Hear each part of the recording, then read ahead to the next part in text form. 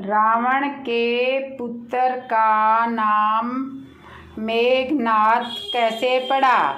रावण का पुत्र मेघनाद अत्यंत बलशाली व महारथी था, जिसने रावण युद्ध में भयंकर तबाही मचा दी थी। रावण के पुत्र व पुत्रियों जितनी भी मेघनाद को सबसे बड़ी पत्नी लंका की प्रमुख रानी दमोदरी थी। इस कारण मेघनाद का सबसे प्रिय पुत्र था। उसका नाम जो था वो मेघनाद रखने के लिए पीछे का कारण था, आज हम उसी के बारे में जानते हैं। यह तो हम सभी जानते हैं कि मेघनाद अत्यंत शक्तिशाली था, किंतु उसमें यह गुण जन्म से ही थे। सामान्यतः भी कोई शिशु अपनी माँ के गर्भ से जन्म लेता है तो वह रोता है। अगर वह नहीं रोता तो उसमें जान डालने के लिए उसे रुलाया जाता है, किंतु मेघनाद सामान्य बच्चों की तरह बिल्कुल भी नहीं था।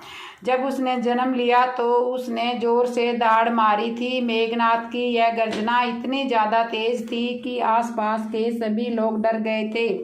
वह गर्जना किसी बादल के फटने या बिजली की आवाज़ गिरने जैसी थी।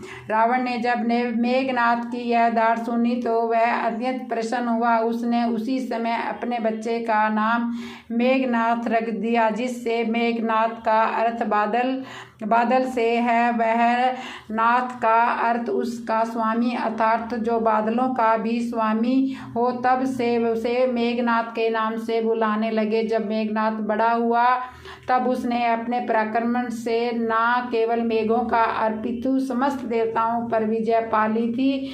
समय इंद्र देव भी उससे भय खाते थे।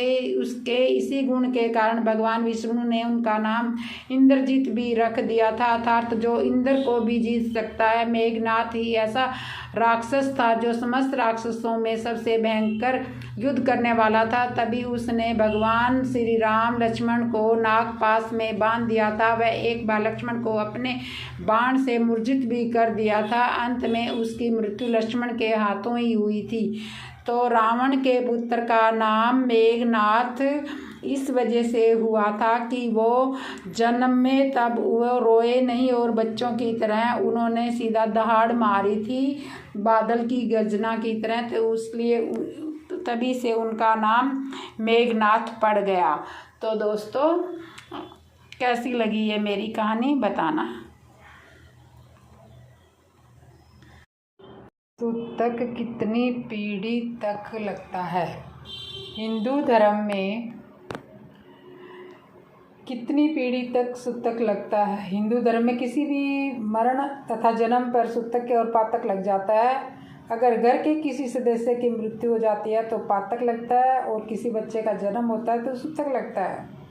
जन्म के समय सूतक इसलिए लगता है क्योंकि जन्म के समय कुछ अशुद्धियाँ होती है, जैसे नाल काटी जाती है, और जिसके फलस्वरूप सूतक लगता है, तथा मृत्यु के समय दाह संस्कार से जुड़ी हुई हिंसा के फलस्वरूप पातक लगता है।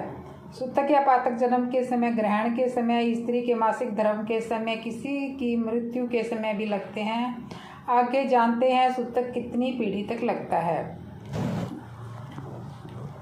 परिवार में किसी के जन्म लेने पर 3 पीढ़ी तक, 13 दिन का 4 पीढ़ी तक, 10 दिन का 5 पीढ़ी तक, 6 दिन का सूतक लगता है।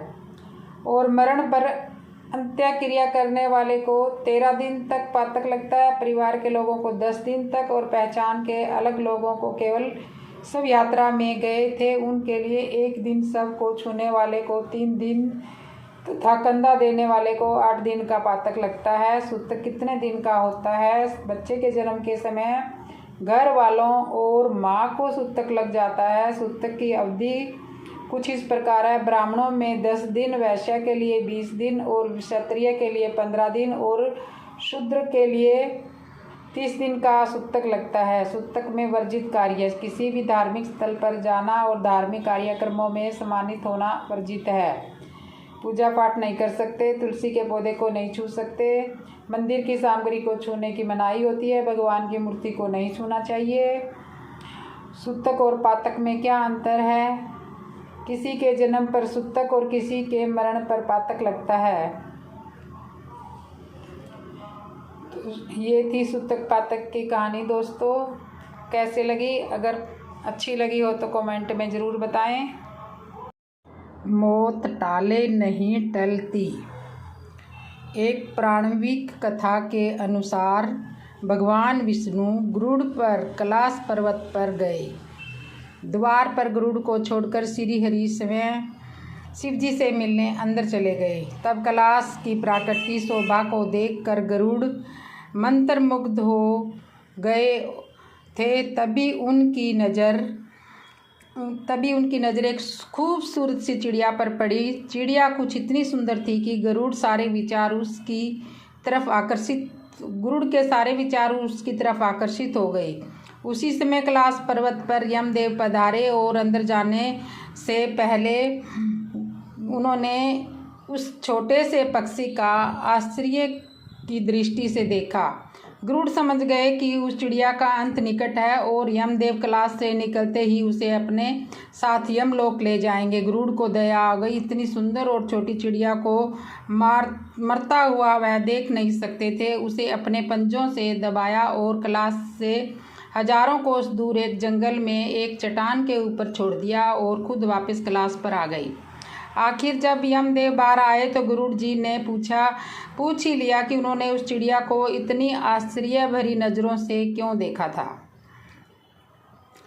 तब गरुड़ जी ने बताया।